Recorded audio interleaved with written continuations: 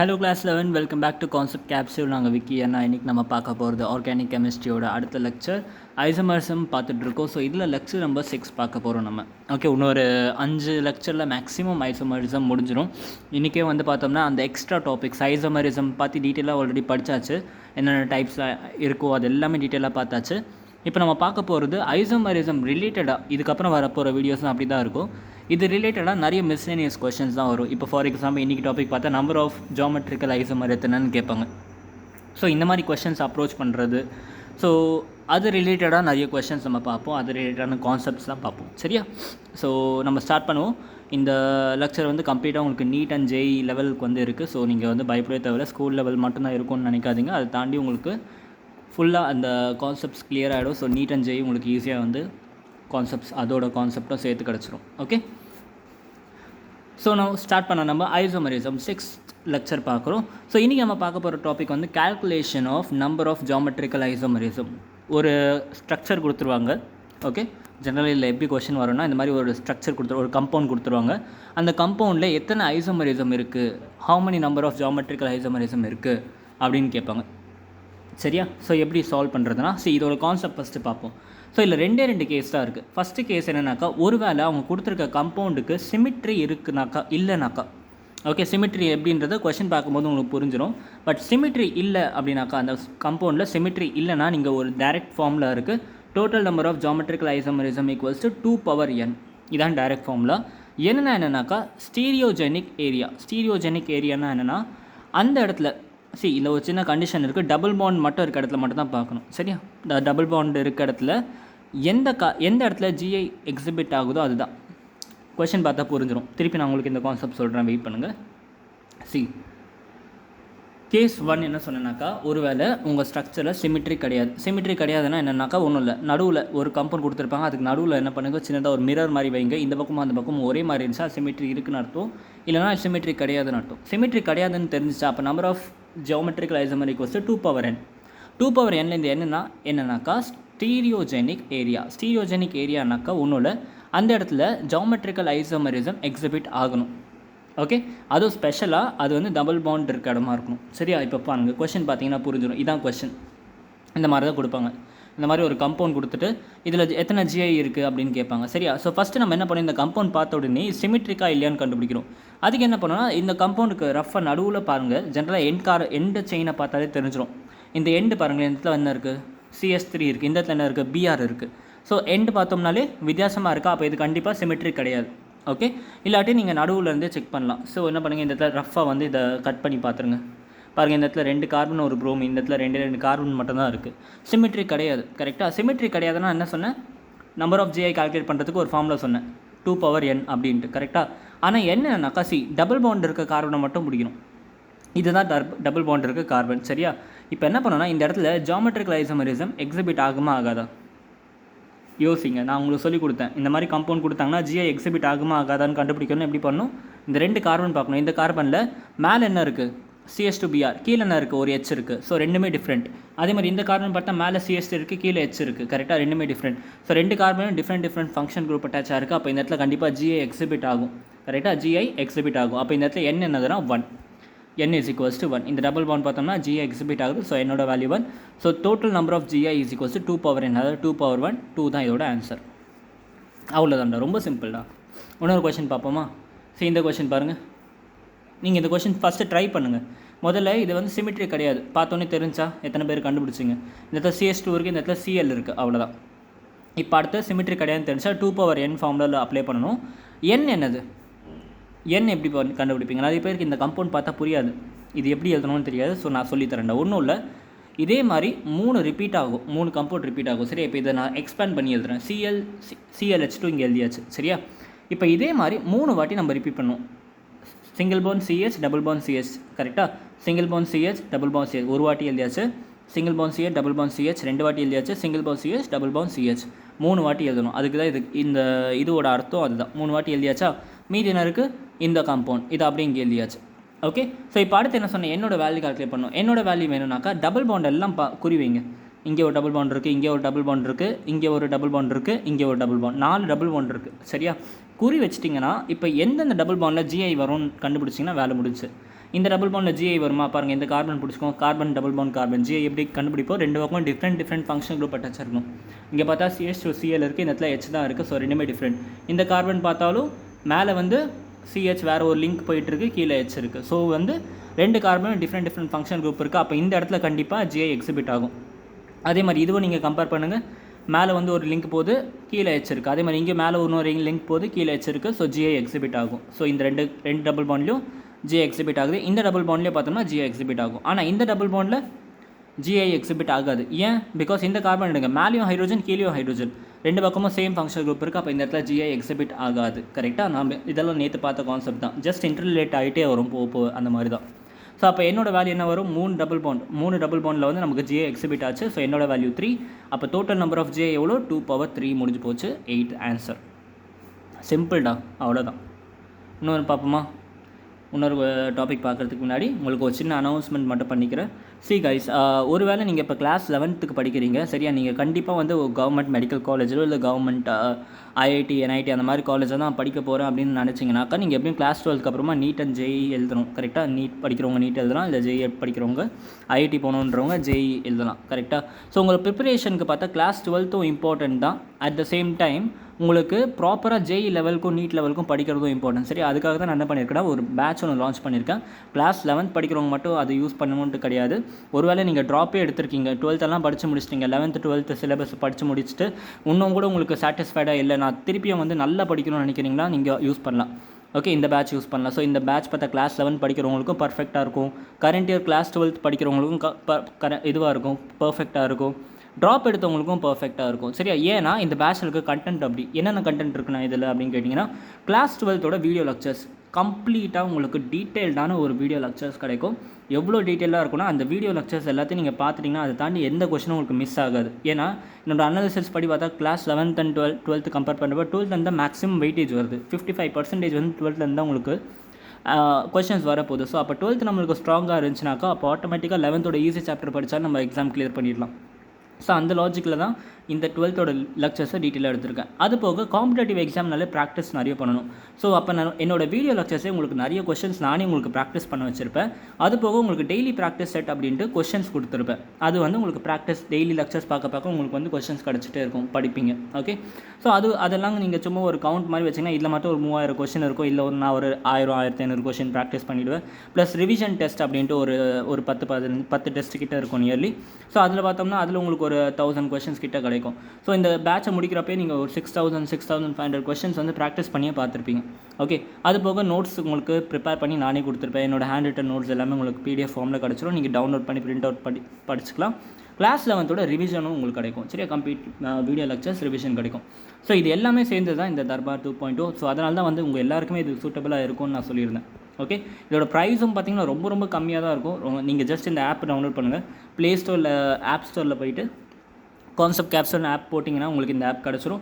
இந்த ஆப்பில் தான் நம்மளோட பேட்ச் ரன் ஆகிட்டு இருக்குது. கம்ப்ளீட்டாக நீங்கள் வாங்குற அன்றைக்கி உங்களுக்கு டீட்டெயிலாக எல்லா வீடியோஸுமே கிடச்சிரும். நீங்கள் யாருக்காகவும் வெயிட் பண்ண தேவை, நான் கிளாஸ் எடுக்கிற வரைக்கும் நீங்கள் வெயிட் பண்ணணுன்ட்டு அவசியம் இல்லை. நீங்கள் வாங்கின அடுத்த செகண்டே உங்களுக்கு எல்லா லெக்சர்ஸும் உங்களுக்கு கிடச்சிரும். எல்லா ப்ராக்டிஸ் செட், எல்லா டெஸ்ட் சீரிஸ் எல்லாமே கிடச்சிரும். ஸோ உங்களோட ஸ்பீடுக்கு நீங்கள் படிக்க முடியும். ஓகே, அது போக இந்த கான்செப்ட் கேப்சூல் ஆப்பை டவுன்லோட் பண்ணிங்கன்னா உங்களுக்கு நான் நிறைய ஃப்ரீ மெட்டீரியல்ஸ் கொடுத்து வச்சுருக்கேன். நீங்கள் ஒரு வேளை வந்து நம்ம யூடியூப் வீடியோஸ்லாம் பார்த்துட்ருக்கீங்க, யூடியூபோட நோட்ஸ் தான் உங்களுக்கு தேவைப்படுது, ப்ராக்டிஸ் செட்லாம் தேவைப்படுது, அப்படி இருந்தாலும் நீங்கள் இந்த ஆப்பை டவுன்லோட் பண்ணலாம். பேட்சுக்கு மட்டும்தான் ஆப்ன்ட்டு கிடையாது. ஒரு வேளை என்னோட நோட்ஸ் இப்போ நான் ஐசோமர்ஸ் ப்ராக்டிஸ் செட்டில் உங்களுக்கு கொடுத்துருக்கேன், அதெல்லாம் இந்த ஆப்பில் தான் அப்லோட் பண்ணியிருக்கேன். சரியா? ஸோ நீங்கள் அதெல்லாம் யூஸ் பண்ணிக்கிறதுக்காகவும் இந்த ஆப்பை நீங்கள் டவுன்லோட் பண்ணிக்கலாம். சரியா? ஸோ இப்போ நம்ம ஆரம்பிப்போம். ஃபஸ்ட் கேஸ் நல்லா புரிஞ்சா?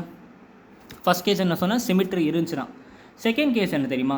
செகண்ட் கேஸ் வந்து ஃபஸ்ட் கேஸ் வந்து சிமிட்ரி இல்லைனா. கரெக்டாக? செகண்ட் கேஸ் பார்த்தோம்னா இஃப் சிமிட்ரி இஸ் ப்ரெசன்ட். ஒரு வேளை சிமிட்ரி இருக்குது, உங்கள் ஸ்ட்ரக்சரில் வந்து சிமிட்ரி இருக்குது, அப்போ என்னன்னாக்கா டோட்டல் நம்பர் ஆஃப் ஜிஐக்கு ஃபார்முலா மாறிடும். 2n-1 + 2p-1. என்னோட வேல்யூ அதே தான். அங்கே என்ன என் பார்த்தோமோ அதே தான் இங்கேயும். ஸ்டீரியோஜெனிக் ஏரியா தான். பின்னு ஒரு புதுசாக ஒரு விஷயம் இருக்குல்ல. பி என்னன்னாக்கா 2 கேஸ் இருக்குது. ஒருவேளை என்னோட வேல்யூ ஈவனாக இருந்துச்சுன்னா பியோட வேல்யூ n/2. ஒருவேளை என்னோட வேல்யூ ஆடாக இருந்துச்சுன்னா பியோட வேல்யூ n+1/2. அவ்வளோதான்டா, அவ்வளோதான். Simple logic. மற்றது எல்லாமே சேம் தான். ஒரு கொஷின் பார்த்தீங்கன்னா புரியும். இப்போ இந்த கொஷின் பாருங்கள். ஸோ இந்த கம்பவுண்டில் எவ்வளோ ஜிஐ இருக்குன்னு கேட்குறாங்க. எவ்வளோ ஜிஐ இருக்குன்னு பார்த்தாக்கா ஃபஸ்ட்டு இது சிமிட்ரிக்கா இல்லையான்னு கண்டுபிடிக்கணும். அது எப்படி கண்டுபிடிப்பீங்க? லெஃப்ட் சைடும் ரைட் சைடும் கம்பேர் பண்ணுங்கள். இங்கே CH இருக்குது, இங்கே CH3 தான் இருக்குது, இங்கே CH இருக்குது, இங்கே CH தான் இருக்குது, இங்கே CH இருக்குது, இங்கே CH தான் இருக்குது, இங்கே டபுள் பாண்ட் இருக்குது, இங்கே டபுள் பாண்ட் தான் இருக்குது. சூப்பர் சிமெட்ரிக்காக இருக்குது. சிமெட்ரிக்காக இருந்தால் ஃபார்முலா என்னது இதுதான், இப்போ முன்னாடி எழுதி போட்டல 2n+1 n-1 / 2p-1. ஸோ இப்போ n என்னது ஸ்டீரியோஜெனிக் ஏரியா. ஸ்டீரியோஜெனிக் ஏரியா எங்கே இருக்கும், டபுள் பாண்ட் இருக்க இடத்துல ஒன்று இங்கே இருக்கும், இன்னொன்று இங்கே இருக்கும். பட் அது கன்ஃபார்ம் பண்ணணும், இந்த டபுள் பாண்ட் இருக்க இடம் ஜிஐயாகவும் இருக்கணும். கரெக்டாக? ஸோ இது ஜிஐயா பார்த்தீங்கன்னா இந்த கார்பன் பார்த்தா மேலே CH3 கீழே H, இந்த கார்பன் பார்த்தோம்னா மேலே ஏதோ ஒரு லிங்க் இருக்குது, கீழே H இருக்குது. ஸோ இது வந்து ஜிஐ எக்ஸிபிட் பண்ணும். இந்த கார்பன் ஜிஐ எக்ஸிபிட் பண்ணுமா, இதுவும் பண்ணும். ஏன்னா மேலே CH3 கீழே H, இந்த பக்கம் வேறு ஒரு லிங்க்கு கீழே H. கரெக்டாக? ஸோ ரெண்டு இடத்துல நமக்கு என்ன இருக்குது, ஸ்டீரியோஜெனிக் இது கிடச்சிருக்கு. ஸோ என்னோட வேல்யூ 2, என்னோட வேல்யூ 2ங்கிறது ஆடோ ஈவன் நம்பர். ஈவன்றனால அப்போ பியோட வேல்யூ வந்து n/2, 2/2 பண்ணால் 1. ஸோ என்னோட வேல்யூ இருக்குது, பியோட வேல்யூ இருக்குது, ஃபார்முலா சப்ஸ்டிட் பண்ணோம்னா டேரெக்டாக உங்களுக்கு ஆன்சர் கிடச்சிடும். ரொம்ப சிம்பிள், அவ்வளோதான். இப்போ இந்த கொஷின் நீங்கள் சால்வ் பண்ணுறீங்களா? CH3 CH double bond CH 5 வாட்டி ரிப்பீட் ஆகுது CH3. Find total number of GI. Okay, இந்த கொஷின் ஆன்சர் நீங்கள் கமெண்ட்டில் பண்ணுறீங்களா? கமெண்ட் பண்ணி சொல்கிறீங்களா, இல்லை நான் சொல்லட்டுமா? சரி, நீங்கள் கமெண்ட்டும் பண்ணுங்கள், நானும் உங்களுக்கு சொல்கிறேன். சரியா? ஸோ ஃபஸ்ட் என்ன பண்ணலாம், இந்த ஸ்ட்ரக்சரை பிரித்து உங்களுக்கு மெத்தட் புரிஞ்சில்ல, என்ன பண்ணணும்னு புரிஞ்சில்ல, ஃபஸ்ட் என்ன பண்ணி இதை நல்லா எக்ஸ்பேண்ட் பண்ணி எழுதிருங்க. ஃபுல்லாக எக்ஸ்பேண்ட் பண்ணி எழுதிட்டு அதுக்கப்புறம் என்ன பண்ணுங்கள், என்னோட வேல்யூ கால்குலேட் பண்ணுங்கள். என்ன என்னது, எங்கெல்லாம் டபுள் பாண்ட் இருக்கும் அங்கெல்லாம் என்ன இருக்கும். ஃபஸ்ட்டு டபுள் பாண்ட் இருக்க இடத்துல அண்டர்லைன் மனசுக்குள்ளேயே பண்ணிவிட்டு எந்த டபுள் பாண்ட்லாம் ஜிஐ எக்ஸிபிட் ஆகும்னு கண்டுபிடிக்கணும். எதெல்லாம் ஆகாதோ அதை நெக்லெக்ட் பண்ணிவிட்டு அதுக்கப்புறம் என்னோட வேல்யூ எதெல்லாம் ஆகுதோ அதுதான் என்னோட வேல்யூ. என்னோட வேல்யூ கிடச்சா பியோட வேல்யூ கிடச்சிடும், பியோட வேல்யூ கிடச்சா ஃபார்முலா சப்ஸ்டிட் பண்ணி ஆன்சர் கண்டுபிடிச்சிடலாம். இதுதான் ஆக்சுவலாக மெத்தட். ஸோ சால்வ் பண்ணுவோமா? ஸோ இதை நான் ஃபுல்லாக எக்ஸ்பேண்ட் பண்ணிட்டேன். CH டபுள் பாண்ட் CH வந்து 5 வாட்டி ரிப்பீட் ஆகணும். ஸோ 1 வாட்டி 2 வாட்டி 3 வாட்டி 4 வாட்டி 5 வாட்டி ரிப்பீட் ஆகிடுச்சு. மீதி இருக்க CH3 அங்கே எழுதியாச்சு. கரெக்டாக? ஸோ இப்போ என்னோட வேல்யூ கண்டுபிடிக்கணும். டபுள் பாண்டில் எங்கே இருக்கோ அங்கெல்லாம் ஒரு சின்ன ஸ்டார் மாதிரி போட்டுக்கலாம். இங்கே ஒரு ஸ்டார், இங்கே ஒரு ஸ்டாரு, இங்கே ஒரு ஸ்டார், இங்கே ஒரு ஸ்டாரு, இங்கே ஒரு ஸ்டார், மொத்தம் 5 இடத்துல டபுள் பாண்ட் இருக்குது. இப்போ இந்த எந்தெந்த இடத்துலலாம் வந்து நமக்கு ஜிஐ எக்ஸிபிட் பண்ணோன்னா இது கண்டிப்பாக பண்ணும். கரெக்டாக? இந்த இடம் பிகாஸ் பாருங்கள் கீழே H இருக்குது, மேலே CH3, இந்த இடத்துல கீழே H இருக்குது, மேலே ஒரு பெரிய லிங்க் போகுது. ஸோ இந்த இடம் பண்ணும். அதே மாதிரி இந்த இடமும் பண்ணும் நமக்கு. ஓகே, நீங்கள் செக் பண்ணி பாருங்கள். கீழே மேலே 2 கார்பன் டிஃப்ரெண்ட் ஃபங்க்ஷன் குரூப் தான் அட்டாச் இருக்குது. இதுவும் பண்ணும். கீழே H, இங்கேயும் கீழே H, இந்த பக்கம் வேறு ஒரு லிங்க் போகுது, இந்த இடத்துல வேறு ஒரு லிங்க் போகுது. கரெக்டாக? ஸோ அப்போ இந்த இடத்துல பார்த்தோம்னா 5 இடத்துலையுமே நமக்கு என்ன ஆகுது, ஜியோமெட்ரிக்கல் ஐசோமரிசம் காமிக்குது. So n = 5. இது ஒரு ஆட் நம்பர். ஸோ அதனால் பியோட வேல்யூ வந்து n+1/2. ஸோ பியோட வேல்யூ 3ன்னு வருது. ஸோ என்னோட வேல்யூ இருக்குது, பியோட வேல்யூ இருக்குது, ஃபார்முலா சப்ஸ்டிட் பண்ணோம்னா ஆன்சர் கிடச்சிடும் 20. முடிஞ்சு போச்சு. கிளியர்? அவ்வளோதான்டா. ஸோ இதை பேஸ் பண்ணி நிறைய கொஷின்ஸ் கேட்டிருக்காங்க. நீட்லேயும் இருக்கட்டும், ஜெயிலையும் இருக்கட்டும், இந்த டாப்பிக்கை பேஸ் பண்ணி நிறைய கொஷின்ஸ் கேட்டிருக்காங்க. ஓகே, ஸோ இப்போ அடுத்த டாபிக் போவோமா? ஆப்டிக்கல் ஐசோமரிசம்னா நம்ம ஜென்ரலாக எல்லாமே கம்ப்ளீட் பண்ணிட்டோம்ல, பட் ஒரு சில சின்ன சின்ன டேர்ம்ஸ் தான் இருக்குது, அது ரிலேட்டடாக உங்களுக்கு கொஷின்ஸ் கேட்பாங்க. ஓகே, ஸோ அந்த சின்ன சின்ன டேர்ம்ஸ் எல்லாம் பார்ப்போம். ஆனால் ரொம்ப இம்பார்ட்டன்ட், இந்த டாப்பிக்கும் ரொம்ப இம்பார்ட்டன்ட். ஃபஸ்ட்டு வந்து கைரல் சென்டர், சிரால் சென்டர்னு சொல்லுவாங்க, சில பேர் கைரல் சென்டர் சொல்லுவாங்க. நான் கைரல் சென்டர் சொல்கிறேன். கைரல் சென்டர்னு என்னன்னாக்கா உங்களுக்கே தெரியும். கைரல் கார்பன் உங்களுக்கு ஆல்ரெடி நான் சொல்லி கொடுத்துருக்கேன். ஓரளவுக்கு இந்த டாப்பிக்கில் இருக்க எல்லாமே நம்ம ஆல்ரெடி பார்த்தது தான், சும்மா ஒரு எக்ஸ்பான்ஷன் மாதிரி தான் பார்க்க போகிறோம். கைரல் சென்டர் ஒன்றும் இல்லை, sp3 ஹைப்ரிடைஸ்டாக இருக்கணும், sp3 டெட்ராஹைட்ரல் ஆட்டமாக இருக்கணும். அது கூட வந்து 4 டிஃப்ரெண்ட் குரூப் அட்டாச் இருக்கும். இது நமக்கே தெரியும். கரெக்டாக? அதுதான் கைரல் சென்டர் சொல்லுவோம். இந்த கைரல் சென்டரில் நிறைய ஆட்டமை பொறுத்து அது பேர் வந்து மாறும். For example chiral carbon, chiral nitrogen, chiral phosphorus, chiral oxygen, chiral sulphur. அவ்வளோதான். இந்த 5 கம்பவுண்ட் வந்து அது ஒரு கைரல் சென்டரை பேஸ் பண்ணி இந்த 5 விதமான ஆட்டம்ஸை பேஸ் பண்ணி 5 விதமாக நீங்கள் கிளாஸிஃபை பண்ணலாம். ஃபஸ்ட்டு கைரல் கார்பன் நம்ம ஆல்ரெடி பார்த்துட்டோம். கைரல் கார்பன் என்ன, அந்த கார்பன் ஆப்வியஸாக sp3 ஹைப்ரிடைஸ்டாக இருக்கணும். கரெக்டாக? அதுக்கப்புறமா அது வந்து பார்த்தோம்னா 4மே டிஃப்ரெண்ட் ஃபங்க்ஷன் குரூப் கூட அட்டாச் இருக்கணும். ஃபார் எக்ஸாம்பிள் இது மித்தைல் ஒரு பக்கம், OH ஒரு பக்கம், Br ஒரு பக்கம், ஹைட்ரோஜன் ஒரு பக்கம். ஸோ 4மே டிஃப்ரெண்ட்டாக இருக்குது. அப்போ இந்த நடுவில் இருக்க கார்பனை நம்ம என்ன சொல்லலாம், கைரல் கார்பன் சொல்லலாம். அட் த சேம் டைம் அது கைரல் சென்டர்னும் சொல்லலாம். கரெக்டாக? அதுவே நான் இப்போ உங்களுக்கு ஒரு சின்ன எக்ஸாம்பிள், இப்படி ஒரு எக்ஸாம்பிள் தரேன். H இங்கே இருக்குது, இங்கே H இருக்குது, இங்கே Br இருக்குது, இங்கேயும் Br, இங்கே வந்து குளோரின் இருக்குதுன்னு வச்சுப்போம், Cl இருக்குது. இப்போ இது கைரல் கார்பனா? இது கைரல் கார்பன் கிடையாது. இது ஆன்டி கைரல் கார்பன் சொல்லலாம், இல்லை ஏ கைரல் கார்பன் அப்படின்னு சொல்லலாம். இது கைரல்னாக்கா இது ஏ கைரல். ஏன்னா இந்த பக்கம் பாருங்க 2 பக்கம் ஹைட்ரோஜன் இருக்குது. அப்படி இருந்துச்சா அது கைரல் சென்டர் கிடையாது, கைரல் சென்டர் கிடையாது, அது கைரல் கார்பனும் கிடையாது. அதை இன்னொரு விதமாக சொல்லணும்னா ஏ கைரல் கார்பன் அப்படின்னு சொல்லலாம். ஓகே, அதே மாதிரி தான் கைரல் நைட்ரோஜனுக்கும் அதே கண்டிஷன் தான். ஏன்னா நைட்ரோஜனுக்கு வந்து 3 பாண்ட் ஃபார்ம் பண்ணுற டெண்டன்சி இருக்குது, ப்ளஸ் ஒரு லோன் பேர் இருக்கும். கரெக்டாக? இந்த மாதிரி இருந்துச்சுன்னா இது வந்து கைரல் நைட்ரோஜன் சொல்லுவோம். ஏன்னா லோன் பேரையும் ஒரு டிஃப்ரெண்ட் ஃபங்க்ஷன் குரூப்பாக நம்ம ட்ரீட் பண்ணிக்கலாம். ஸோ இங்கே for example hydrogen, deuterium, tritium, இந்த இடத்துல லோன் பேர். ஸோ 4மே டிஃப்ரெண்ட்டாக இருக்கும். ஸோ இதை ஒரு கைரல் நைட்ரோஜன் சொல்லலாம். ஓகே, சில டைம் என்ன ஆகும்னா இந்த லோன் பேருக்கு பதிலாக வேறு ஒரு ஆட்டமும் வந்துடும், ஒரு மாலிகுலோ இல்லை ஒரு ஆட்டமோ. இப்போ இது பாருங்கள், deuterium, tritium, hydrogen, CH3 attach இருக்குது. ஆனால் இந்த இடத்துல நைட்ரோஜன் வந்து ப்ளஸ் சார்ஜாக இருக்கும். ஏன்னா நைட்ரோஜனுக்கு யூஸ்வலாக 3 பாண்ட்ஸ் தான் இருக்கும், எக்ஸ்ட்ரா பாண்ட் இருக்குன்னா ப்ளஸ் சார்ஜ். கரெக்டாக? இதுவும் வந்து கைரல் நைட்ரோஜன் தான் சொல்லுவோம் நம்ம. சரியா? ஸோ இதை வந்து கைரல் நைட்ரோஜன் ஸ்டார் போட்டு தான் கைரல் நைட்ரோஜன் அர்த்தம். ஓகே. அதே மாதிரி ஃபாஸ்பரஸ்க்கும் அதே தான் 3 பாண்ட் இருக்கும், ஒரு லோன் பேர் இருக்கும். ஸோ ஃபார் எக்ஸாம்பிள் இது இல்லை, இந்த லோன் பேருக்கு பதிலாக வேறு ஒரு குரூப்பும் அட்டாச் ஆகலாம். ப்ளஸ் சைனோடு இருக்கணும். ப்ளஸ் சைன் இருந்துச்சுன்னா வேறு ஒரு குரூப் அட்டாச்சாக இருக்குது அப்படின்னு அர்த்தம். 4 பாண்ட் இருக்குன்னு அர்த்தம். ஸோ அதுவும் வந்து கைரல் ஃபாஸ்பரஸ் தான். அதே மாதிரி ஆக்சிஜனுக்கு பார்த்தோம்னா இந்த மாதிரி ப்ளஸ் சார்ஜ் இருந்துச்சுன்னா ஆக்சிஜன் வந்து கைரல் ஆக்சிஜன் சொல்லிக்கலாம். CH3DH இந்த இடத்துல 4மே டிஃப்ரெண்ட் குரூப்ஸ் அட்டாச்சாக இருக்குது. ஸோ இது ஒரு கைரல் ஆக்சிஜன். அதுவே இந்த மாதிரிலாம் இருந்துச்சுன்னா அது கைரல் ஆக்சிஜன் சொல்ல முடியுமா? இதை வந்து கைரல் ஆக்சிஜன் சொல்ல முடியும். ஏன்னா 2 லோன் பேர் அட்டாச்சாக இருக்குது, ரெண்டுமே ஒரே ஃபங்க்ஷனல் குரூப் மாதிரி ட்ரீட் பண்ணலாம். ஸோ இது கைரல் ஆக்சிஜன் கிடையாது. கரெக்டாக?